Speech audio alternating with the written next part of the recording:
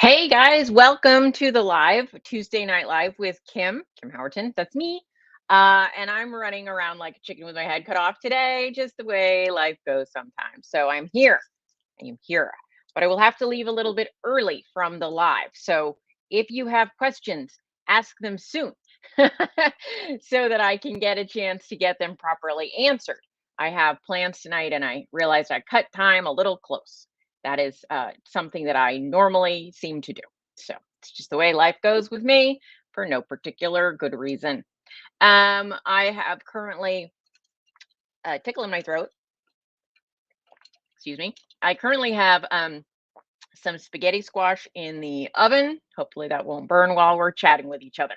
I'm gonna make. I don't know if any of you live in Northern California, but the Safeway has been running specials on fatty tri-tip. So tri-tip with a lot of fat on it, and they put the price really low. I think because maybe a lot of people don't like that much. They think, oh, that's waste, right? I'll cut that off. And we cut some of it off and we feed it to some pets because they love it. And so, but we keep some of it. So if you like a fatty cut of meat, and tri-tip is usually a little lean for you, it's just because they usually trim a lot of that fat off because it's on the outside. But we've been getting that at Safeway and it's been a really good deal. Safeway is like, it's like the main kind of like it's like a main supermarket in our area. I guess like in different areas, it's like King Super or Vaughn's or Lucky's, right? Depending on where you live, it's kind of that type of supermarket. Anyway, so we're gonna have some of that for dinner. So we get a big strip of it, and we actually cut it into steaks, and then we cook it in the air fryer. That's how we do it. Some people smoke them. We don't have a smoker. We used to have a smoker. Anyway, so we're gonna have that. I'm gonna do some spaghetti squash with it. Eric will have some rice and vegetables, and we'll just have a good dinner for a couple days. And then on Thursday, I'm off to Las Vegas. And can I just say, mm, so on Thursday, I was like, "Oh, Vegas, it'll be warm," and I'm gonna be so excited. Vegas, it's warmer where I live on Thursday than it is in Vegas, and Thursday and Friday. Anyway, the warmth is coming here, and apparently it's a little stormy there, but it's okay. I'm gonna get to see a lot of good people and talk about lipids with the cholesterol code folk. And we're gonna be inside anyway, right? So that's just what that is. Um, and what else has been going on? I've been just deep dive. It's like perfect timing. I've been deep diving into all things lipids over the past few days, doing some writing and feeling like I can't read anything. I have this chart that I printed out. Look how small the print is on this thing. I had to like translate what each one of these things was because I couldn't read it even with like the most powerful magnifying glass that I had. Anyway, I swear it's not just me. I also have like 4 pairs of glasses floating around my desk. This is one. Let's see what you think of those. This is two. And the light in the back is bad. These are actually the first pair of glasses I ever bought as an adult. Oh, my earbud is dying. All right, well, hopefully the computer will work. And I still really like them. And then these are the most recent pair I got. What do you guys think? They're much lighter weight. Sorry, the light from behind me is or in front of me is shining in them. Anyway, I like them both. They're a little different. Anyway, but this distance, the distance to my computer is the only distance I don't like to wear glasses for. Not just because I'm vain. I actually think I might look better with the glasses on. They kind of disguise some of the eye puff. Is because I can't read that distance with glass. I've got like 4 focal lengths that I need to read from. I need glasses for something in fine print. I need glasses for distance. I need all the glasses apparently. Anyway, so good evening, Kathy. Thank you. I try to make it fun. It's got to be fun for me because I'm essentially lazy, and if something isn't fun, I don't like to do it. Um, and so it's fun to talk to you guys. Absolutely, I appreciate that you also think I offer valid information. This is an essential piece of the puzzle. Um, So, yeah, so lipids.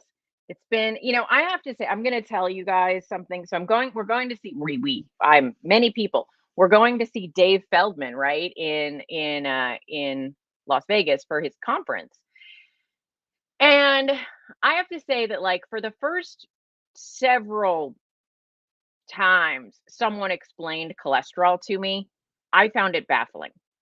And finally, it started to kind of penetrate what people were talking about. Like, Dave was like talking about boats, and these boats, they carry things around. And I don't know why, but for some reason, it wasn't until somebody explained it as a submarine that I got it. I understand a submarine is a type of boat, but I don't know why submarines landed, but like, because I was picturing like, like a ship, like an open ship. Anyway, they somehow the structure became clearer when I thought of submarines. Um, but anyway, so I've been trying to figure out for, and I put up a post on Facebook that was like, what do people want to know about cholesterol?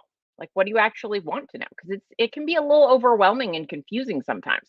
So, if anyone watching today has something that you're like, I wish somebody would explain this to me about cholesterol, because I feel like cholesterol is one of those topics where there's like this smoke screen kind of haze over us because there's so much press that kind of bombards the topic that it gets really scary.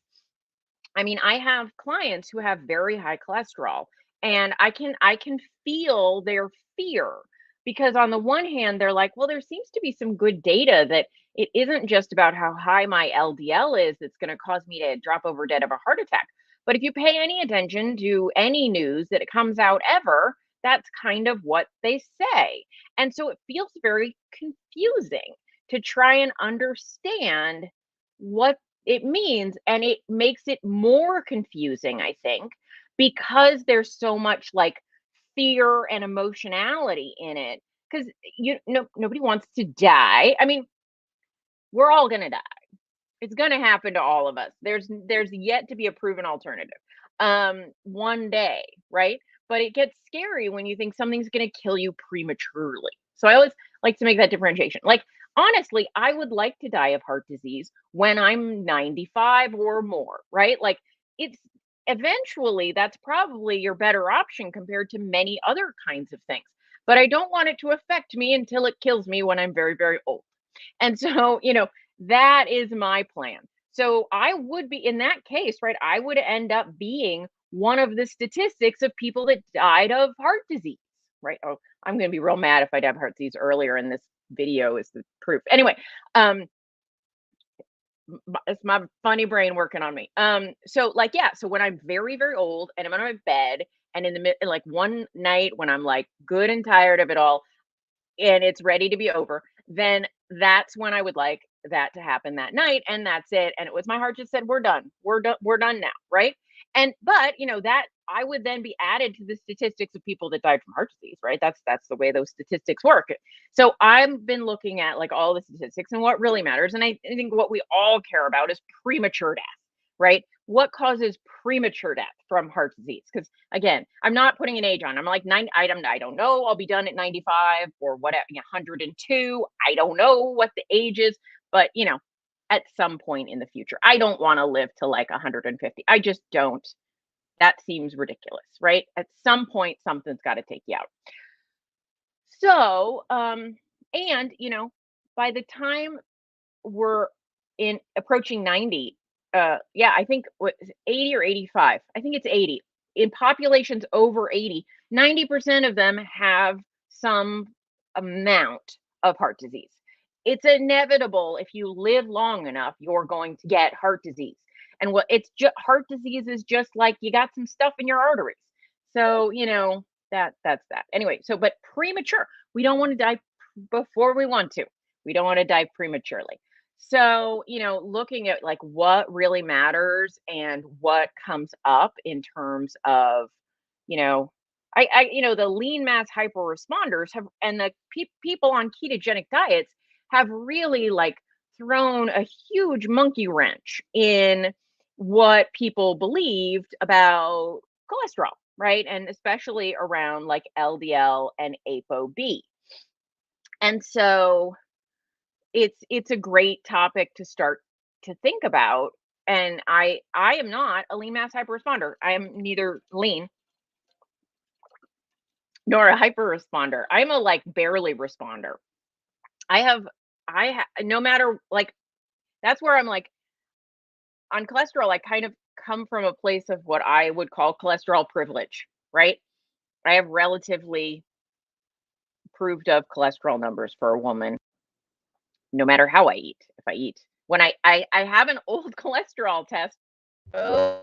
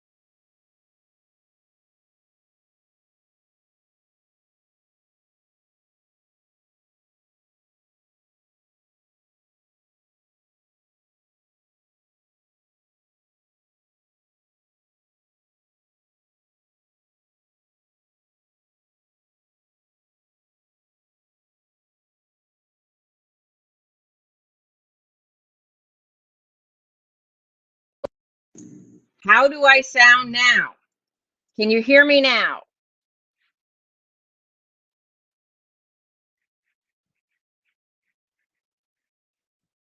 I'll wait a minute. I'll start talking. It seems to be better. Okay, it's back. Okay. So I don't know where I was. Sorry, guys. Um, all right. So I was saying that I have just won the genetic lottery on cholesterol levels, and mine are great. And so I always feel a little bit bad guessing about what cholesterol really means because it's scary. It's super, super scary to be like, you're good. Don't worry about that. You're not going to die. Right. I mean, that is scary to say to people. Right. And so we all have to make our own decision about how much these things matter. But I will say the thing that I am just amazed by is even if you think LDL number matters, which I don't know that it does in all circumstances, my personal belief, I'll just say, is it does matter if you're metabolically unhealthy. I'll say it that way. If you're metabolically unhealthy, I would suspect that it is not a non-entity to also have high cholesterol, high LDL cholesterol. I'll say it. I will, if I were bet, if there was a casino game when I go to Vegas that was like, how much you want to bet?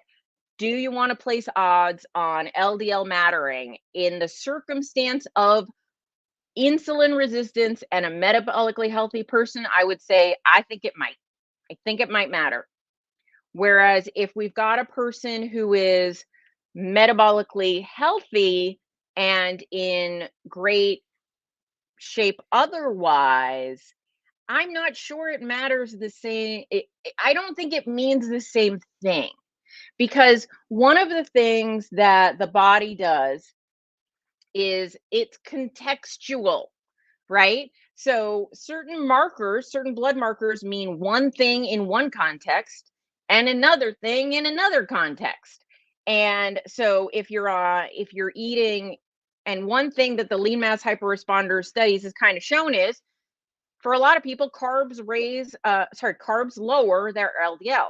So if you're looking at populations and you're saying, well, this level of LDL means X, and on this level it means Y, but in a totally different diet set, they don't mean the same things, right? Like Nova is a car in uh, in in English, and Nova means doesn't go in Spanish, right? Same letters put together, different context. That was kind of a weird one, but we'll go with that one. Um, and um, so I think, like, I am firmly in the your metabolic milieu. How metabolically healthy your body is the number one factor, and then everything else comes second. And so some people get freaked out because they'll say things to me like, the only way I can be metabolically healthy is to eat a high fat ketogenic diet. But when I eat a high fat ketogenic diet, my LDL is high, which means that everyone says I'm going to die. And so they feel like it's either or. And so that's something that I think we really need to get answered for people, so that people aren't constantly freaking out, right? And so that's a lot of the work that Dave Feldman and his crew are doing, and that we're going to talk about more this weekend in Las Vegas. I think what's really interesting, I mean, I've scribbled all over this, but this is from a, can you guys see those colors? This is from a study done in the UK about factors for heart disease. Now, it's both. This is not all metabolic. Some of these things are like socioeconomic. Like, I'll tell you, this third blue one is low income, right? That's the third biggest contributing factor to heart disease here. But where do you guys think LDL or non-HDL cholesterol falls on here? Is it this one? You could probably read my handwriting. Is it this one? Is it over here? It's here. So even in the population that is metabolically unhealthy, like where like this is high blood pressure, abdominal obesity. So look how big high blood pressure and abdominal obesity are in terms of risk factors compared to this little guy, right? So even in a context, it's just like, I feel like, you know, LDL has a really good press agent in terms of risk factors. Anyway, so one of the recent studies that came out, and I read out of it, I don't know if it was UCLA that did it or is reporting on it. I remember reading an article from UCLA where they reported that 75% of people having heart attacks did not fall within did not fall within what they considered poor LDL.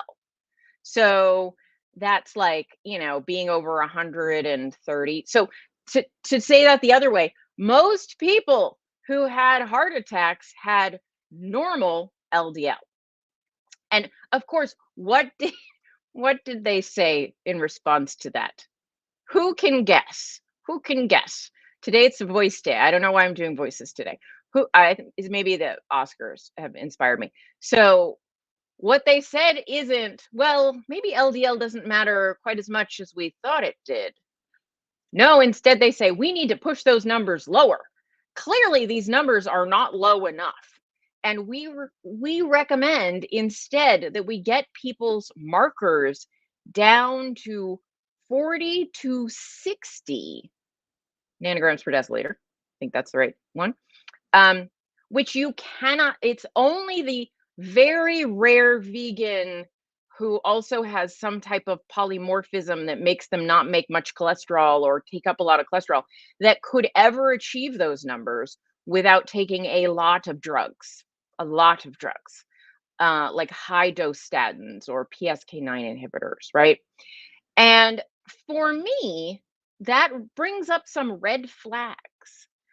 like, I'm not against medication in any way, shape, or form. I'm very pro thyroid medication to get you back to appropriate physiological levels.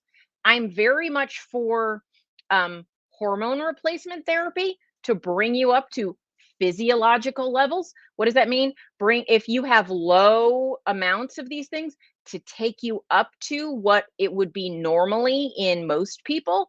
That's a normal level. I am very for that. I'm not against using medications, but I am saying, like, stop the train. This is ridiculous. To protect the entire population, we're going to have to put statins in our drinking water so that every person is going to get enormous. I now sound like a kook, don't I? See, this is what I'm afraid of. I like to sound normal. And when I start talking very excitedly about this kind of thing, I feel like I sound a little kooky. But gosh, it's maybe time to get a little kooky when I start reading these studies. And I'm like, you cannot be suggesting that. Like, no, that is not a suggestion that seems at all reasonable. Anyway, does anyone have any questions? I know I'm just off on a rant. But that was what I was just writing about. So anyway, what's very weird to me is the color situation we have on camera. I see this shirt as being gray on my screen. It's very blue to my eyes. It's some color distortion is happening there. Anyway, um, all right. So, does anyone have any? Can anyone help me stop ranting? Ask me a legitimate question of some kind, and I'll be happy to answer it. Otherwise, I will just keep talking about these things, and you guys will get bored. Um, what else? Yeah, I mean, I think Nick Norwitz, if you don't know who he is, he's a PhD MD. He's currently in medical school. I don't know if you call him an MD yet, but he's a soon to be MD. He doesn't have his MD. Yeah, I think he's a soon to be MD, is what you'd say. And he really breaks down a lot of this lean mass hyperresponder stuff. And he's a great communicator. I really have to like put my votes behind doctors who are good communicators. They're not all good communicators, and some who we might know in this community who've rose to people's attention because they're great communicators. And I think Nick is going to be another one of those. So I'm looking forward to meeting him in Vegas this weekend. I know a lot of really fun and interesting people are going to be there. So I'm looking forward to all of that. I'm also looking forward to wearing real pants, as opposed to sweatpants or yoga pants. I know I could wear real pants all the time, but when I am alone in my house and no one is seeing the lower half of my body because I'm just on camera, like chest up, I vote for comfort, but it is nice to have a reason to wear. I bought a new dress. It's very exciting. It's all white. In the wrong approach, you could wear it as a nurse's costume, but it would be like a nice looking, like an old like the old fashioned nurse's dress. And I thought, as soon as I thought that, I thought, oh, this could go poorly. But I think it's like, but nicer than that. Anyway, but if I were in high school and looking for a costume to be a nurse in like the 1950s, I would totally wear this dress. Anyway, Kathy, you can tell like I'm an ex theater kid. I'm no longer a kid, but I was a theater kid because often when I put on an outfit, I'm like, oh yeah, I could wear this in this type of play. I have not been in a play in 30 years, but I still think that way. Kathy, I just received the Salt Fix book. I'm looking forward to the read. Assume it is another thing the government missed. Well, yeah. I mean, the salt fix is certainly the US government recommends that people have around 2,300 milligrams of sodium a day. Whereas the PURE study, PURE, which is a nationwide study, found that the more appropriate amount of sodium to have a day is more like 5,000 milligrams of sodium. And that they found like a J shaped curve where the healthiest population, the population with the lowest all cause mortality, was at the low point around 5,000 milligrams, which is about 5 grams, which is around just under a tablespoon of salt a day. It's about 2.5 teaspoons of salt, American teaspoons. Apparently, no, American. Yeah, is it the Brits who do? No, the Australians have a big tablespoon, I think. Anyway, but yeah, about 2.5 teaspoons or about 5 grams of sodium or 5,000 milligrams, same thing. And so that's a lot more sodium. So that's just sort of what epidemiological studies found in terms of the long-term lower mortality in a population. Now, I will say I do think there's a difference in low carb populations versus high carb populations because really it matters less exactly what you're eating, but what your insulin is. If you have high insulin, you're going to recycle more sodium. So you think how much sodium you need to eat depends on how much you're missing, right? So you think of your body as a sodium reservoir, right? You've got sodium, a certain amount of sodium in your body, and you only need to top yourself off, right? You only need to add what you've lost. And so what loses sodium? Exercise, you sweat out a lot of sodium. Just being alive, having caffeine, different things, you excrete more sodium. When you're in a high insulin state, you excrete less sodium. Your kidneys recycle that sodium more. So people with high insulin may need less sodium than people with low insulin. What causes people's insulin to drop it crazy fast? Going on a low carb diet. So often there's a quick change from needing less sodium to needing more sodium. But even the Pure study, which said about 5 grams is right for most people, like on average, every individual might be a little higher or lower. Um, uh, those people were on a mixed diet. They weren't on a low carb diet. So you have to look at that. And it's not a everyone needs this. That's the average, right? Like speak of the devil, Dave Feldman, I know needs like 10 grams of sodium. That's double what we kind of think is average, which means there's probably some people that need 2 grams, not 5, and because it's an average, right? So I usually say like listen to what feels best to you. But I think, good book. I read it a long time ago, Kathy. I can't remember that much about it, but I think most of us getting some extra salt is probably a good thing. Dave says, I desire more salt on my low carb diet for sure. And I can tell, like, sometimes I'm like, I just want to salt everything all day long. And then other times I'm like, I don't want as much salt. And so I just listen to that sense now. Like right now, I'm drinking some electrolytes because I felt like they would help me have a better day.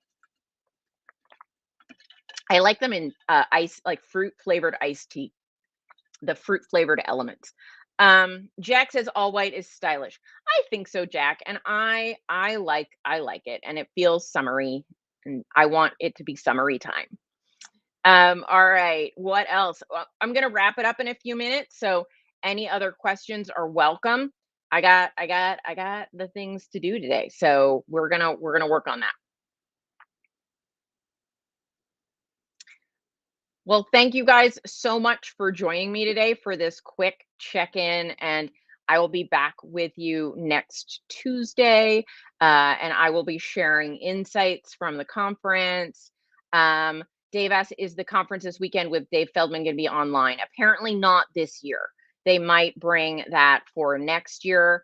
I will see what the options are, if anyone's going to be streaming anything or producing any notes from the conference or anything like that. So I will talk to you guys soon. Have a great week.